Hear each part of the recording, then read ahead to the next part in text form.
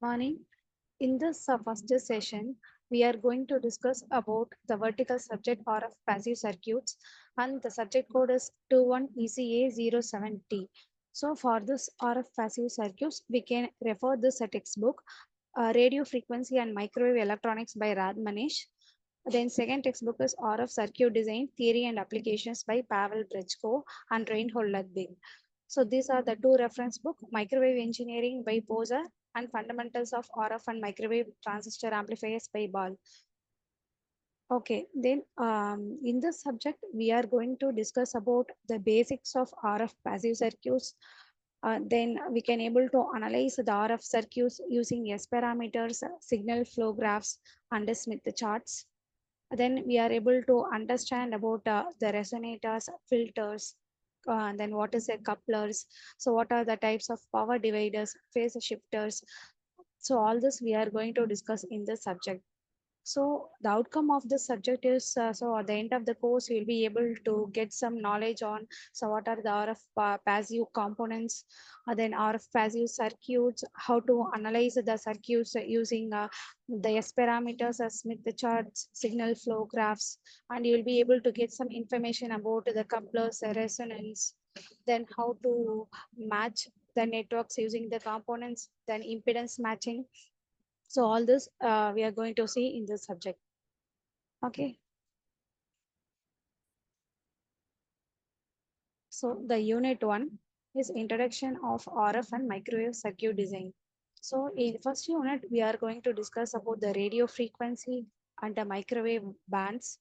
And then it's a various applications. So radio frequency waves, RF and microwave circuit design considerations, then introduction to the component basics. So what is microstrip line, then formulation and properties of S parameters, signal flow graphs, then Smith the chart concepts and what are the types in it. Okay. So what is the radio frequency and microwave circuit? So this field of radio frequency and microwave engineering, it generally covers the behavior of alternating current signals with a frequency varies between 100 megahertz to 1000 gigahertz.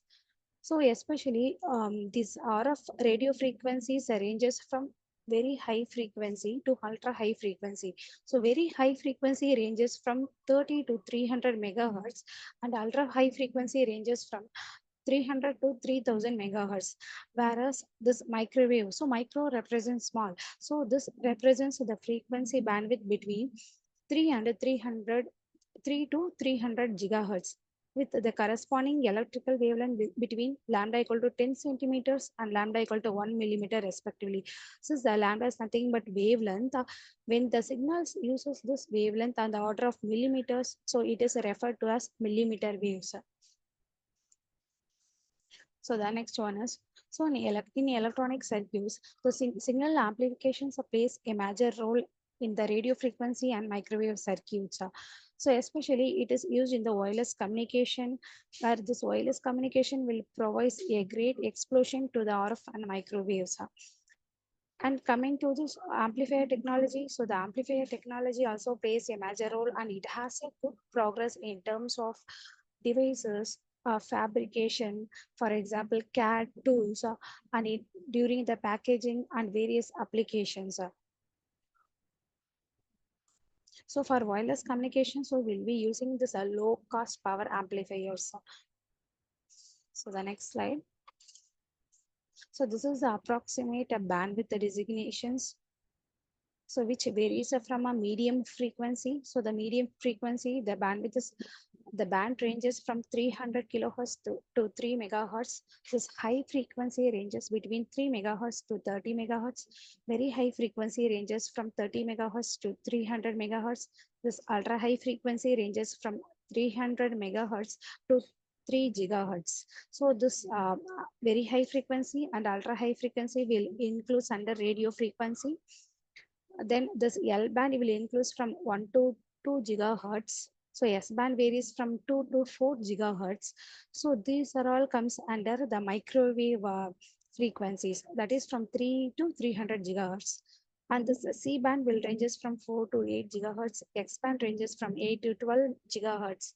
Ku band will varies from 12 to 18 gigahertz. This K band varies from 18 to 26 gigahertz. The next one is Ka band, which varies from 26 to 40 gigahertz. U band from 40 to 60 gigahertz. So V band 50 to 75 gigahertz. E band varies from 60 to 90. W band varies from 75 to 110 gigahertz. F band varies from 90 to 140 gigahertz. So the next slide.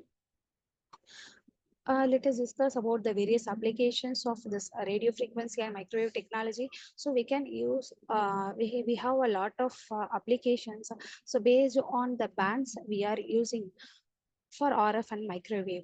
Okay, so we can use for wireless networking and communication systems, then wireless security systems, then radar systems, satellite communications, then environmental remote sensing and medical systems. So in this particular radar system, so the effective reflection area, which is nothing but radar cross section of a radar target, is usually proportional to the target's electrical size. So it will generate the high frequency, which is directly proportional to the particular gain. So that's why this radar system, this microwave is particularly used in for radar systems. So the next one is for environmental remote sensing and various medical diagnostics and all. So this various molecular, atomic and nuclear resonances will occur at a microwave frequency. So this is the reason we can use this radio frequency and a microwave signals for various applications. So the next slide is RF and microwave circuit design considerations. So before we are proceeding into the design, we must have some few considerations. So the first one is the gain. So gain plays a major role where this gain is directly proportional to the electrical size of an antenna. So for a high frequency, it will result in the high gain. So the next one is the operating frequencies, then bandwidth, for example, the 1% of bandwidth of 600 megahertz is 6 megahertz. If we are using the bipolar phase shift keying methods, which results in the data rate of 6 Mbps. Similarly, for the 1% of bandwidth of 60 gigahertz is a 600 megahertz. So you can use the same modulation technique BPSK, so which results in the data rate of 600 megabits per second. So the next consideration is the output power. So before that, this bandwidth. So for high frequency, it results in the higher bandwidth. So the next one is we need to consider the output power for designing the RF and microwave circuits. Next one is we need to focus on the power supply requirements. So the next one is input and output reflection coefficients. So this reflection coefficient will plays a major role in the radio frequency and the transmission line. So for example, if we are passing that radio frequency and microwave signal through the transmission line, so what will happen? So that particular high frequency signal, there will be some impedance matching which occurs in the transmission line. Okay, so the main objective while designing of the RF and microwave circuit is we need to reduce that impedance matching, right? So the reflection coefficient we need to reduce. Okay, the next point is a noise figure. So noise figure is nothing but the parameters which measures the amount of noise added to signal as it is amplified. So the next one is intermodulation distortions. So intermodulation distortion is nothing but if we are using the amplitude modulation, so which have two or more different frequencies. So usually amplitude modulation, the carrier signal, the amplitude will varies based on the amplitude of the message signal. So there will be variations only in the amplitude, but due to this intermodulation distortion, we will be getting some two or more different frequencies due to the non-linearity in the systems or due to the time varying properties of the system. Okay, so the next parameter is a heating effects. Since we are dealing with the high frequency waves, this heating effect plays a major role. So we need to design the circuit in such a way that it has to reduce the heat. So we can see in the lab also. So the due to reduce the heat heat, we'll be using some external cooling fan because this high frequency, it will generate more heat, so which will lead to the distortion of the circuits. So then next one is the harmonics. So the harmonics will be developed in the circuit due to the non-linearities in the amplifiers or mixer. So this harmonics is nothing but the signal frequency will be the multiplication of a certain factors when compared with the frequency of the original signal. So all these are the circuit design considerations in RF and microwave circuits. So remaining we'll see in the next slides. Thank you.